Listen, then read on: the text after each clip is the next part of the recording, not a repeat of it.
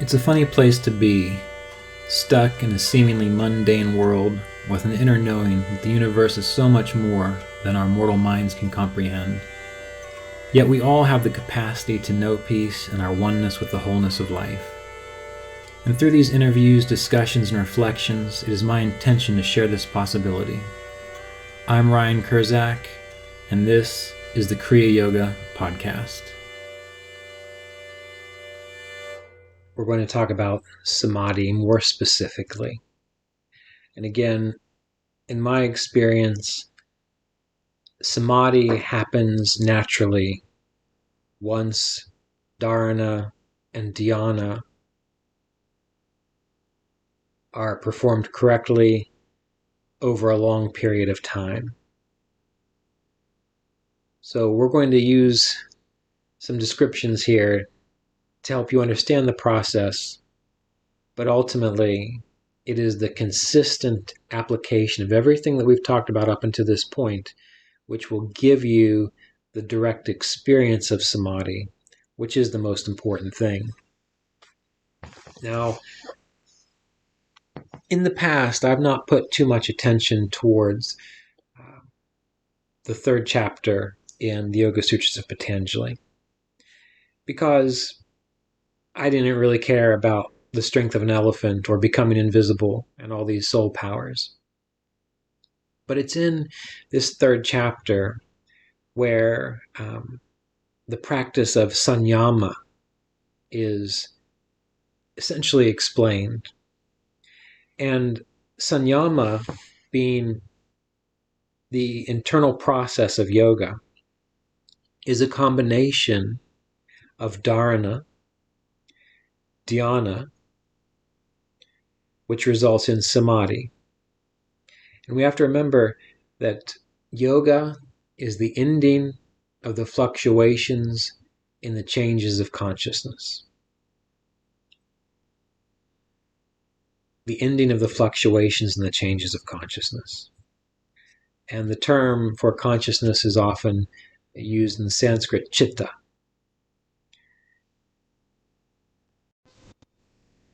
So once again, we need to use an idea here with dharana fixing our awareness.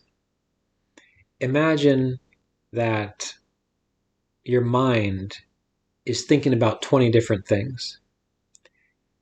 Well, that is a lot of change within the consciousness. If you can imagine your mind as a point and those 20 things like rays out of that point. So it's a lot going on. Or you can maybe think of it like this. If you've got a area of water and there are areas where drops are falling on the water, 20 different areas where drops are falling on the water. So you've got all these rings going out in the water from 20 different places. What makes the water kind of choppy and hard to see through. Well, that's like what most people's states of consciousness is like. And ideally, we want that water to become as still as possible so that we can experience the innate quality of our essential nature, the seer. But now we have this idea of dharana, of fixing attention, of concentrating the chitta. And what is that like doing? That's like, instead of having those 20 different areas of water dropping on, 20 different raindrops falling on the pond, well, now we're saying, let's just focus on one. So now we just have one drop hitting that pond, one drop hitting that pond. Now that's still creating a wave, but that's much less chaotic than having 20 different drops hitting the water on top of the pond. So dharana is essentially fixing the awareness so that the other 19 things can't get in the way. And it's much easier to deal with one thing at a time than it is to deal with 20 things at a time. And dhyana meditation is the sustained effort to just have one drop hit at a time. It's the sustained effort to only have one drop hit at a time. And that sustained effort eventually creates stillness, because if you can say, okay, let's focus on one drop, one area where water is dropping versus 20. Well, of course, in the beginning you're trying and you get a little sidetracked, and maybe one drop here falls and one drop here falls, and so you're not able to control them all. But through practice, eventually, yes, you can just simply one drop, one drop, one drop, one ring going out at a time on the water. Well, if you can control the other 19 and focus on one, well, there comes a point in time where you can also say, well, let's not even let that one drop fall.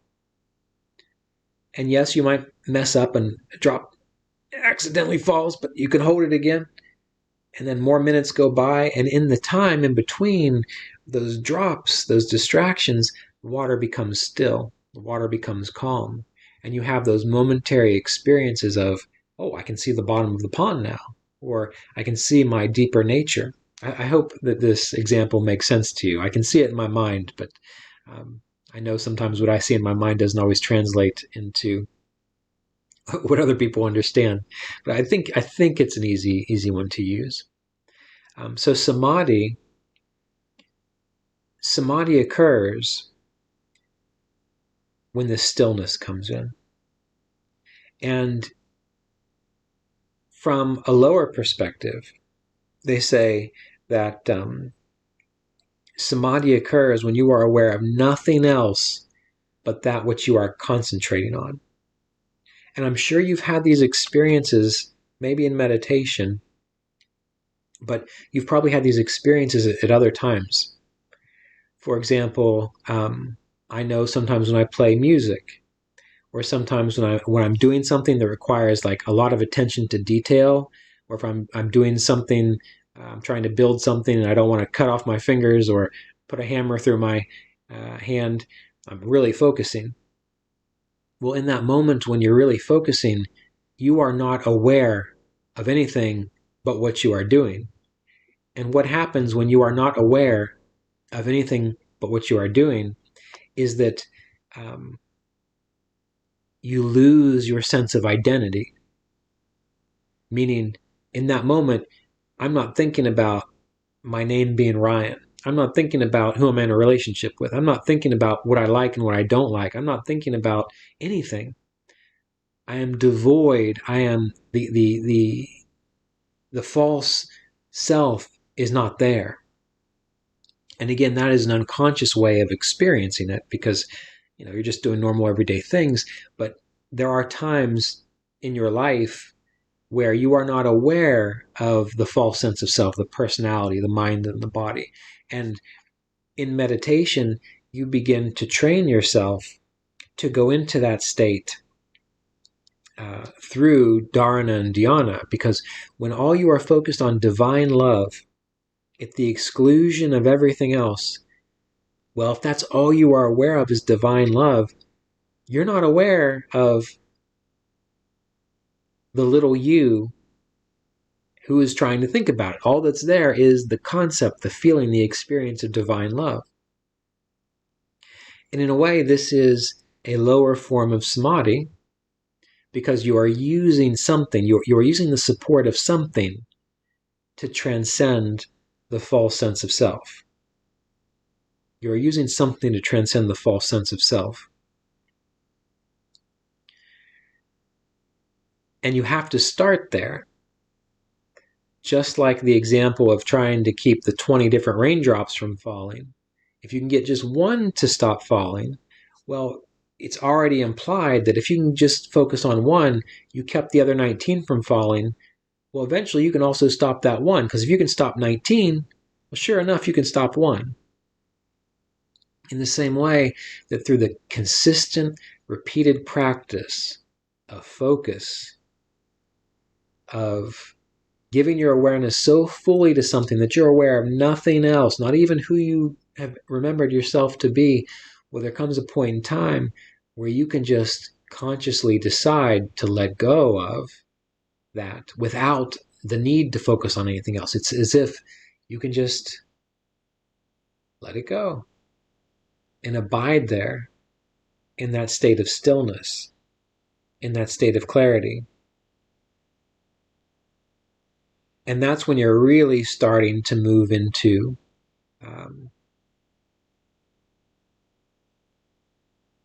the real gift of samadhi, the real gift of yoga practice.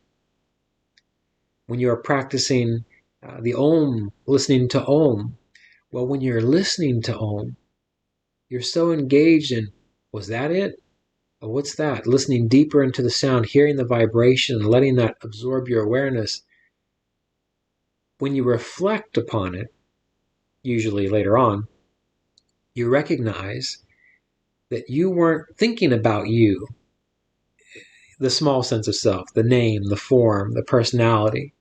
You were only aware of the effort to hear and experience Om.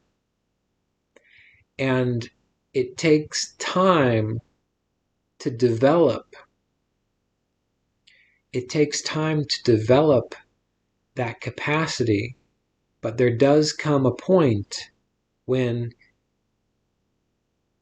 you can just drop the false sense of self. But it requires most of the time, it requires these preparatory procedures of yoga to do that. So you can train yourself to do it through yoga. It's a natural process. It's inborn in us, as I mentioned in the past class.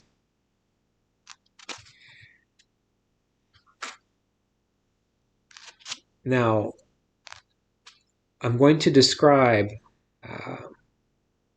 some ways to do this, both using the example of breath and breath awareness,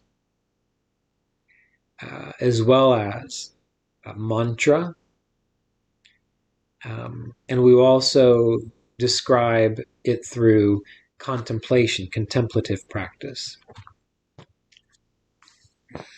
So we'll start with pranayama, with breath awareness.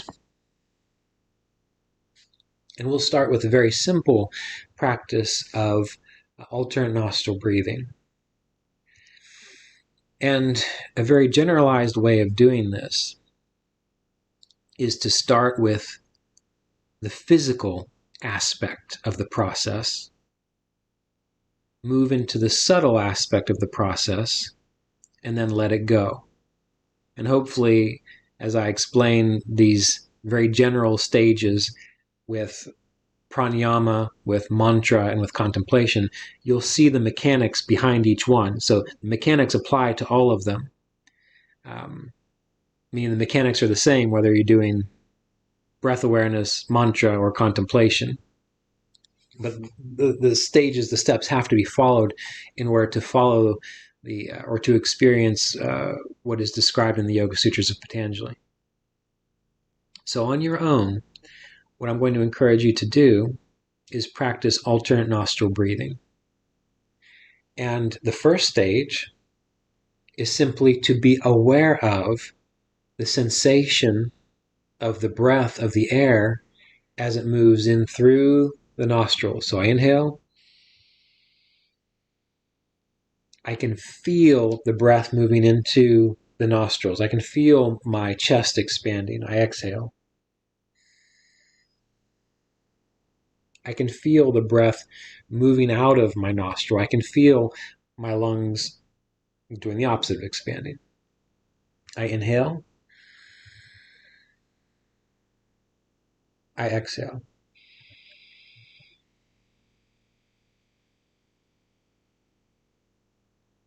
In the first stage of this process is to sink my attention, to give my full attention, to practice Dharana simply on the physical sensation of what it's like to practice alternate nostril breathing. And that can even go so far as I inhale, well, I'm also aware of the sensation of my thumb closing the opposite nostril. I switch, I exhale.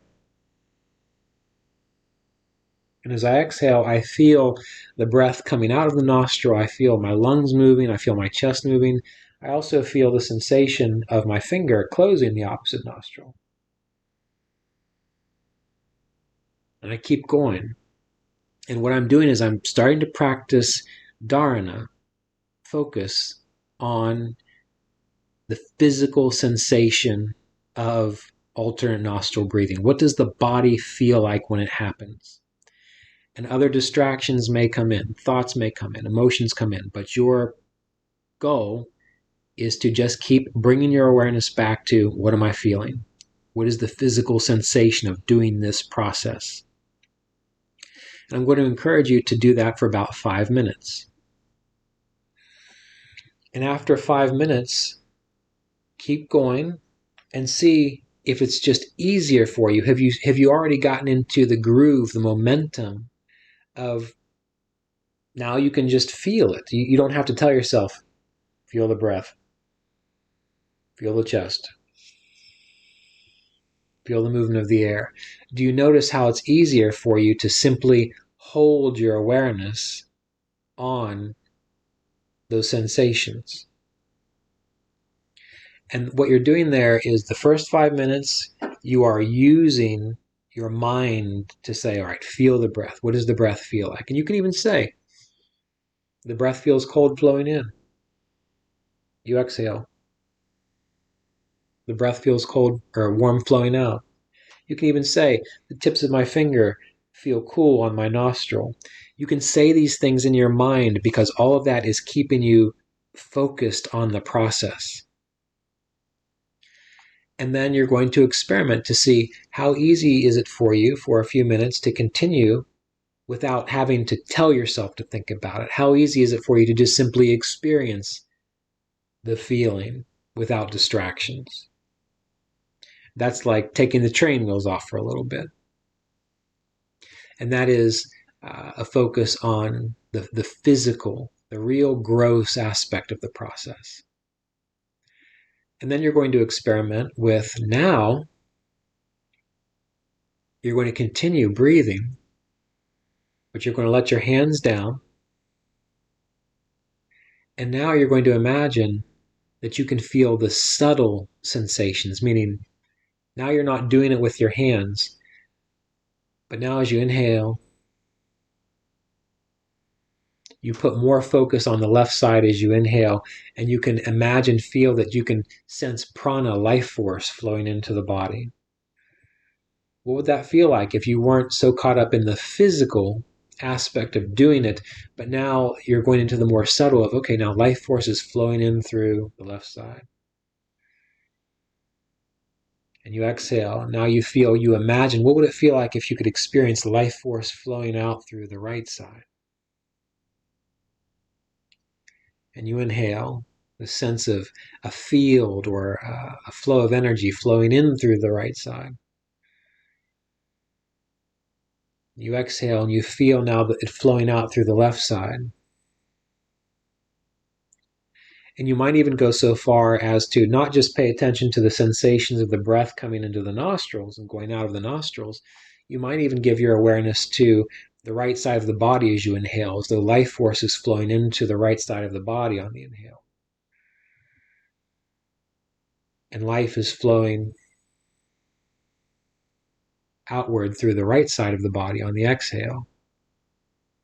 And now back in, this field, this pressure, this almost like an electromagnetic field being pulled in through the right side on the inhale. And you exhale and you feel it moving through the nervous system on the left side. You're starting to direct your awareness into a more subtle, internal, nuanced feeling of alternate nostril breathing. And you're not using your hands now.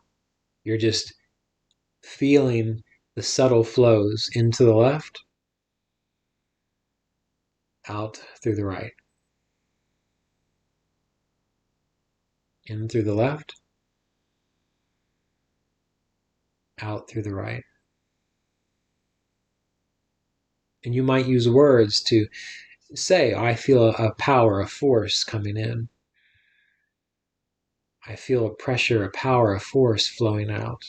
Whatever you need to kind of get into that idea of imagining, feeling life force circulating, moving in through the right, out through the left, in through the right, and so on, just alternate nostril breathing, but on the subtle level.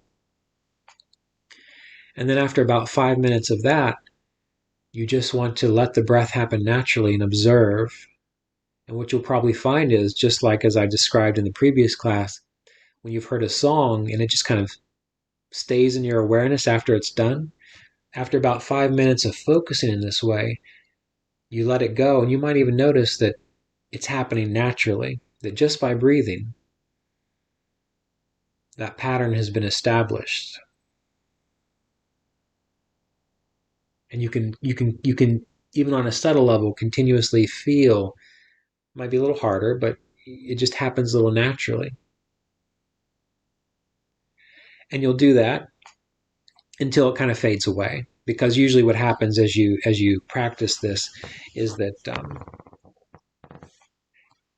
the pattern of it, the momentum of it, will continue for a little while, but just like all things, you will lose it. But in that case, you're done with the practice for now, and you'll try again tomorrow. And the more you do this, the easier it will be for you to, in the first stage, to just fully bring your awareness to the physical, using your attention to, in a sense, will yourself to feel and observe everything. And then again, you even let go of the trying, and you see, well, now I can actually do it without trying. It's happening of its own accord. The momentum is there behind it. And then you move on to the second stage, which is the subtle stage of the practice, the more internalized stage of the practice, where you are focusing on the internal life force sensation. And you can imagine it. You can tell yourself whatever you need to. What would it feel like if you could feel this life force flowing in and flowing out? And you do that for 5 minutes with intention, with will, with using your mind to hold your awareness there. And then after the 5 minutes is up for the second stage, you just let the breath happen naturally and see, are you automatically doing it? Is the momentum there to where you don't have to tell yourself to do it so much? It's actually happening naturally.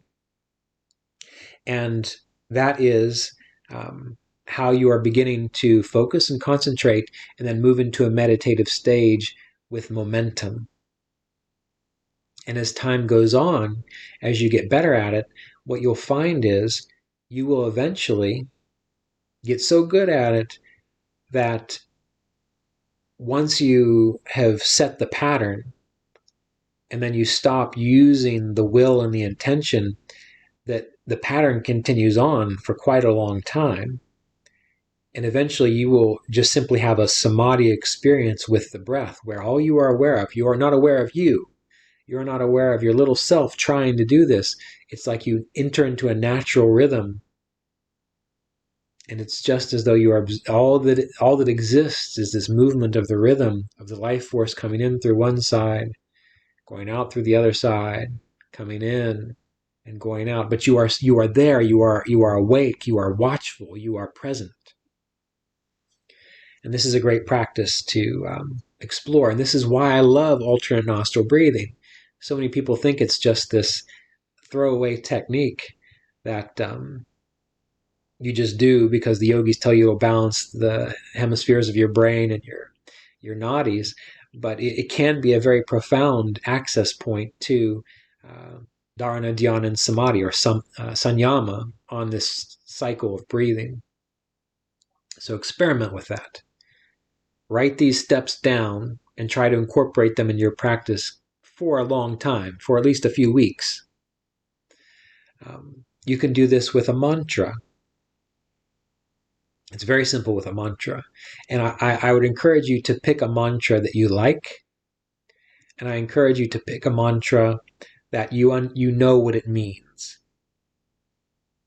Because the knowledge of the mantra, what it means, a mantra that you like, will naturally attract your attention towards it, which will make it much easier for you to get into a concentrated meditative samadhi state.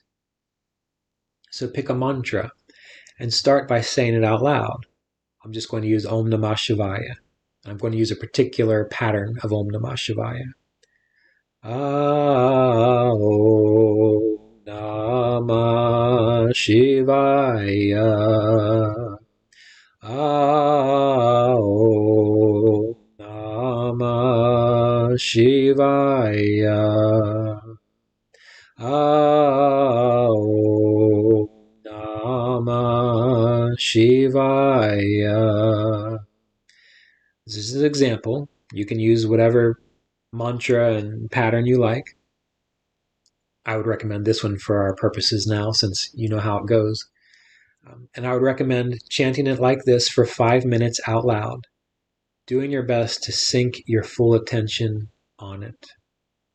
And if you know that Om Namah Shivaya means I acknowledge with reverence, I bow to God, we'll just leave it at that, to God, to the infinite consciousness.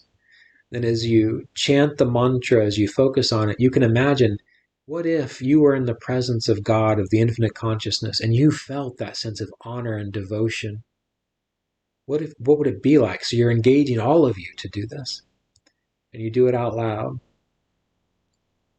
And then after 5 minutes, you internalize it. So you quit saying it out loud, but now what I was doing, Om Namah Shivaya. You simply hear it in your mind. You chant it in your mind. You follow the breath. And you let it roll with the breath. And again, you hold that sense of, you know that Om Namah Shivaya, Om, I acknowledge with reverence that infinite consciousness, God, Shiva. And you bring up that sense of reverence and devotion. If you really felt it, remember when you were in the presence of someone that you just really admired and honored, and you felt so fortunate to be with them, to be in their presence, that love, generate that in your body. Do that for 5 minutes. And then after that 5 minutes is up, simply sit there, let the breath happen. And what you're going to notice is, it's as if your mind continues the repetition of the mantra on its own. It's as if the feeling that you have been focusing on continues on its own, because chitta, consciousness, it follows the patterns that you give it. And you need to do this consistently and let it go, let the momentum go until it's done. So it'll be really intense in the beginning, but then as time goes on, it'll kind of fade away. Just like the songs that you hear, they eventually fade away too. But when you do this consistently, day after day, the length of time, the strength of the momentum gets longer and longer and longer, until eventually you have a direct oneness samadhi experience with the meaning of the mantra, the experience of the mantra. And your sense of self isn't there. It's just as if you experience the meaning and the repetition of the mantra on its own. And you've experienced this. It's happened to me many times when I've gone on retreats and I've led mantras, or I've listened to Mr. Davis lead a mantra. What happens for the rest of the day? I find myself, it's like the mantra is just stuck in my head. It's repeating itself of its own accord. Why? Because of the momentum of the practice of that earlier morning meditation. Well, this begins to happen throughout our life.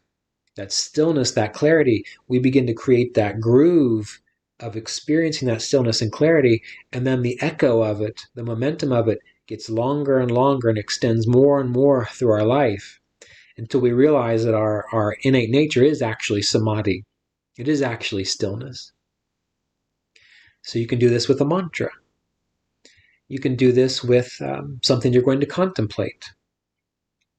It's always good to keep the breath engaged. You know, when you're doing alternate nostril breathing, you're obviously engaging the breath because it's a pranayama technique. When you're doing a mantra practice such as Om Namah Shivaya, as we just said, well, that is also engaging the breath, because you have to inhale Om Namah Shivaya. So the breath goes like this. Inhale. Om Namah Shivaya. Where as my finger goes down, creating that slope, that's the exhale. So inhale. Om Namah Shivaya. Om Namah Shivaya. So even when you do a mantra, the breath is being regulated because it has to be in order to do the mantra. And when you're doing the next experiment for you, contemplation, keep the breath steady. Keep the breath steady. You might even start with a little bit of conscious belly breathing to get in a pattern, a nice steady pattern. You can do that for just 2 or 3 minutes before you begin the contemplative practice. Well, now again, let's say you want to contemplate the omniscient aspect of God, the omniscient aspect of Ishvara. So what's the first stage? The first stage is, well, the prequel to it is breathe for about 3 to 5 minutes to get yourself established in a regular rhythm. That's the prequel. The first stage is to sit there, letting the breath be regulated, and just think about what that means to you. Omniscience, the infinite consciousness. Everything is one thing. What would it feel like if you knew and could sense that the couch that you're sitting on was the infinite, that the sky above you was the one infinite, that the sunlight shining through the window, the beams of light were the infinite consciousness? You are using your mind to say these things, actually. And you can even get the body engaged. What would it feel like if I could feel as though I was boundless, as though I was infinite, as though I knew I was part of the infinite consciousness? If my nerves could feel that, what would it feel like? You would feel weightless. You would feel free. You would feel unbounded. Oftentimes I imagine it's like when you've gone to the ocean or you're in a pool and you can just float and the waves are moving, but you're weightless, you're buoyant. Well, you spend the first 5 minutes absorbed in everything you can tell yourself and feel and imagine about what would it be like to be established in a state of the infinite consciousness. And you're keeping the breath normal. You're keeping the breath regulated so it's very even flow in, very even flow out. Now what you're going to do is, after 5 minutes of doing that, you are going to practice focusing on the breath. And now on the exhale, without words, without thinking about it, you're going to try to continuously feel everything you've been talking about, everything you've been thinking about, all the concepts. So you're moving from the descriptive, physical aspect of it to now letting the breath be the anchor. But on each exhale, it's as if you are remembering and feeling out what you were just describing to yourself. You're making it more of a subtle inner experience.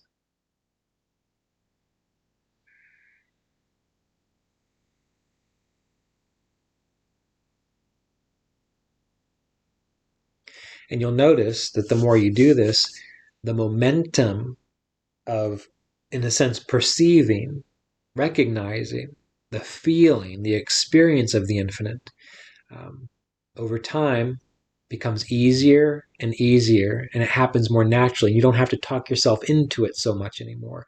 It's as if you've done it so much that you've narrowed down chitta. You've narrowed down the experience of chitta so that all you are aware of is the infinite. the feeling of the infinite, the feeling of boundlessness, the imagination of omniscience beyond words. And you ride that out for another 5 minutes or so, and you might find that you continue beyond that. But don't force it. You're just trying to, a little bit at a time, build up the momentum and watch as the momentum is there and then goes away. And then you do that again the next day. And as you go, the momentum becomes much more each day, and it lasts longer, and it continues on further until one day you have an aha moment, a direct experience of that which you're contemplating. So with this discussion, I've given you 3 access points to experiment with this. Now, if you're have the time, you can do all 3 in a given sitting. And that will be good, because you'll be hitting it from a few different angles, a real physical angle and a real subtle angle. You'll be using the breath, you'll be using the mantra, you'll be using contemplation. And that the mechanics of each one of those things are the same, so they will actually support each other as you go. However, if you don't have time to do this, just pick one that you think will work for you best out of these 3 options, and commit to doing it for a few weeks, a little every day. And ideally, you will want to do this after you've done your regular standard meditation routine. Eventually, it'll all work together. You'll be able to incorporate it all, so you don't have to do it separately. But the meditation routine that you have already, that you know how to do, that you feel comfortable with, that will be very good to settle you down, to get you in the right frame of mind, to really actively stay awake, alert, and dynamic and engaged in these subtler processes. So do your regular meditation, and then pick one that we've described today, apply that for a few weeks. If you can do all 3 of them, fine, but you don't want to stress yourself out, because stress will be counterproductive to this process. Your type A psychological complex isn't going to help you here. When I was training to do weights and do kettlebells and things, one of the things I was always taught was don't go to failure, which means don't go so far that you're just trying real hard and you're about to hurt yourself. They would always say with exercising, go to the point to where you feel good, where you feel like, yeah, I've done a good workout here, and you still feel strong, and then you stop there. That's going to work better over time in the health field. It's also going to work better over time as you strengthen your consciousness. So you don't want to go to the point to where you're straining. You want to go to the point that you can go to and ride the momentum for as long as you can, even if it's only 30 seconds. Recognize that that's what you can do today, and you feel good about it, and then you let it go and you go about your day. Never strain, never force this. And it is the consistent repetition, the consistent practice over time, which will allow it to grow naturally. And as it grows naturally, it will have a more profound impact on your life, rather than if you try to force it. Forcing it's going to be counterproductive. So these are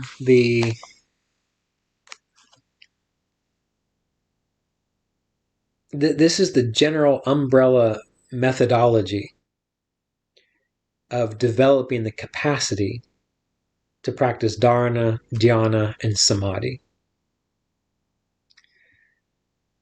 It takes time. It's actually very simple.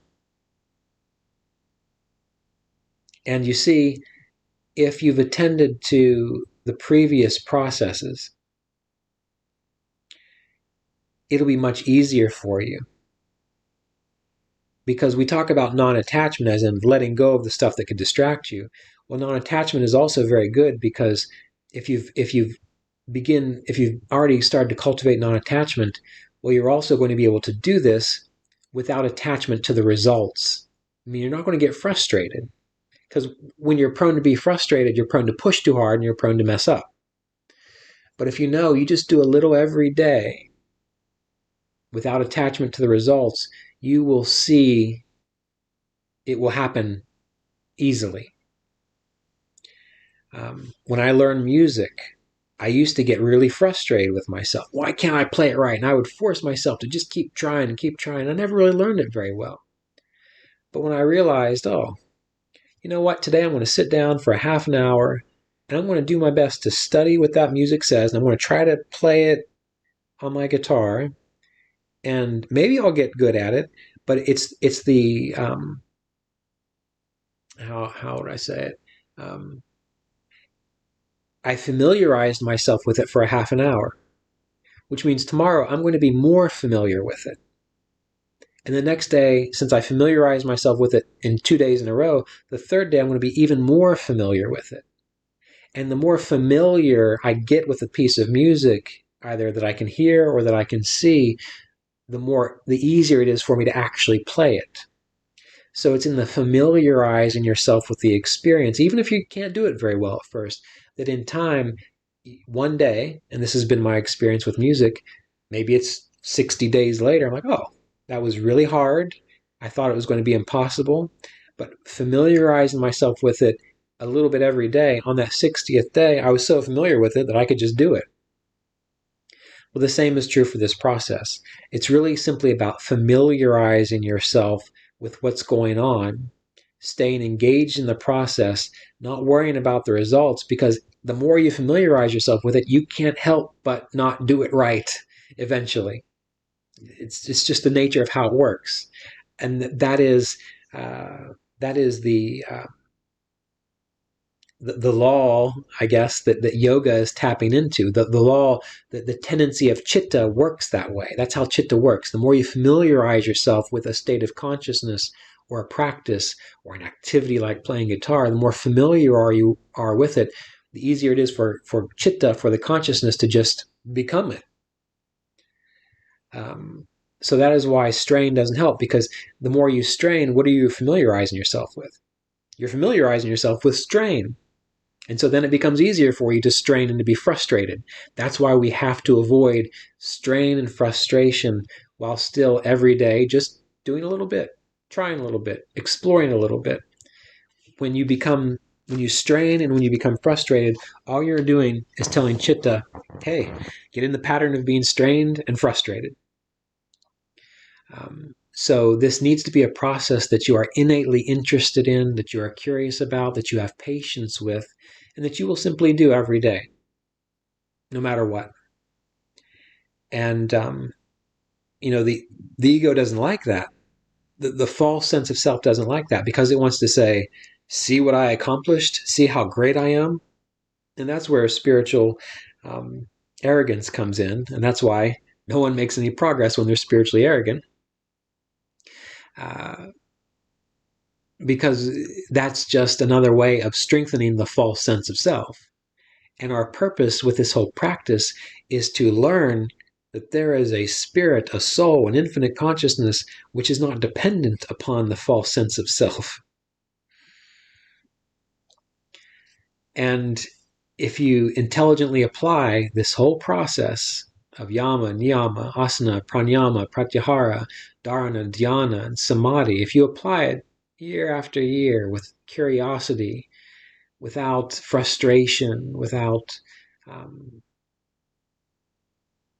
spiritual arrogance, the promise of yoga, the certainty of freedom, as they say, kaivalya, will happen naturally. It has to. It's just like putting something in the ground and watering it, giving it good dirt. That seed, if it's a good seed, is going to grow. The seed is not special. It's following the laws of nature. Humans are like seeds, spiritual seeds. If you water them right, if you care for them right, they eventually blossom, break through the limited human consciousness into the greater human consciousness. And again, this is something that is explored more in the Holy Science course. But for now, let's just focus on what we're doing here.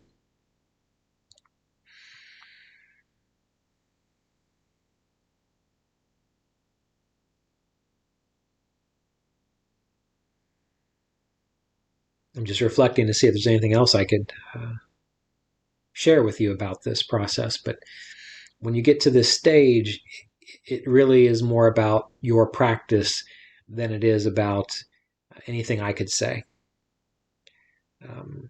As a good friend of mine, brother disciple, Kriya Yoga teacher, we worked together, and we would often teach the same people. And there were certain people that were very much in their head, and they wanted to talk about consciousness all the time. And I remember this brother disciple of mine would always remind me, and it makes perfect sense, that you can't talk someone into a higher state of consciousness. No matter how good you are with words, no matter how clever you are with metaphors, you can't talk someone into a higher state of consciousness. But what you can do is, well, experience it yourself first. But what you can do is describe the ways that it's possible to experience a higher state of consciousness, and then they have to do it. And that's very true here. So I've given you ways to practice. I've given you insights into what is going on with consciousness. What are the patterns that you're working with? How are you working with consciousness? But now you have to do it. You have to do it. Okay. Well, good luck. There's a lot to think about, a lot to do, but it's very simple. Do it every day with devotion. Do your best to be interested in what you're doing. And I say that because a lot of people aren't actually really interested in it, which is a shame, and I don't quite understand that. But if you can be interested in it, if you can be curious about it, if you can look at it like something you really want to do, not a chore. If meditation is a chore for you, you've got some other work to do. When you look forward to it as an enjoyable practice of exploring your inner consciousness, the truth of your being, then you'll want to do it. Just like those other hobbies that you might have, where you look forward to, you don't want to work anymore because you want to go do your hobby, or you don't want to do this chore anymore because you want to go do this thing which is really interesting to you. Well, you need to get to a point somehow such that the study of this, the process of this, has that kind of enjoyment and pull. Again, it's not the Catholic guilt, it's not the religious guilt that you should do it because it will help planetary consciousness if we have more enlightened people. Maybe that's a good motivator in the beginning, just to get you to try. But in order for it to have its full, true, lasting, profound effects, you need to find a reason as to why you want to do it for you. And then the effects on planetary consciousness will come of its own accord. It needs to be of interest to you. And don't force yourself to do it longer than you are interested in doing it. If you can only hold your attention on it for, say, 10 to 15 minutes a day, well, that is much better than someone who doesn't do it at all. To try to force yourself to do it for an hour and a half, 3 hours, 4 hours, and you're not into it, that's a waste of time. That's like straining again, like we talked about. Even if you can only do this for 15 to 20 minutes at a time, and you're into it, that's much better, because in time, you will naturally want to do it longer because you'll get better at it. And as you get better at it, these yogis that you read about that do it for 8 hours a day, 4 hours at a time, an hour and a half at a time, they're not sitting there trying real hard. They're not forcing themselves to do that. They're able to sit there in that way because it is really delightful for them. They enjoy that process. Just like when we talked about asana. What is one of the purposes of asana? It's to free yourself from the confines of the physical experience. And asana becomes effortless. Remember this from the Yoga Sutras. Asana becomes effortless the more you absorb yourself into the process. So we think of asana as something that we have to sit still and be quiet and not move. Well, you don't move and you are perfectly quiet when you are fully absorbed in all the stuff that we've been talking about related to Dharana, Dhyana, and Samadhi. So then there is no trying in asana. It just is what it is. It's a stable support for that inner work. So remember all of this as you practice, and make this a lifelong study, because I know that when I have learned from Mr. Davis, read his books, listened to his lectures, I'll go back again in a few months and read him and listen to him and hear him again, and I hear something else that just gives me a little more insight into what I was doing. I didn't hear it before. And then years later, I listen to it again, and I come back and I hear it's just something else that gives me a little more nuance, a little more understanding of what I was doing, how to tweak it. I couldn't hear it before. So you'll find the constant repetition of study of the materials that you have. As the years go on, you will learn more and more from them, even though you've heard them 100 or 1,000 times before. And I found that to be true. I read the same things over and over again. I listen to the same talks over and over again. I practice the exact same techniques over and over and over again, because there is a sense of nuance, a sense of depth that you can get into the more you explore this thing, the more you explore one idea, one path, one teaching. And that is very beneficial. It's very grounding. It's very stabilizing. It's very freeing as well. And again, that is the whole purpose of this 8 limbs of yoga and Kriya Yoga, is the certainty of freedom, spiritual freedom. So I want to thank you for taking the time to review this material with me, and I want to thank you for taking the time to practice what has been shared, because it's going to be a benefit to us all. We are all part of this field of awareness, this tradition of Kriya Yoga, this tradition of yoga. And the more of us which work through it and attune to it, the easier it is for the whole field to experience the benefits of it. This episode of the Kriya Yoga podcast was made possible by donations from Kriya Yoga Apprenticeship students and supporters of our Patreon community at www.patreon.com/Kriya Yoga.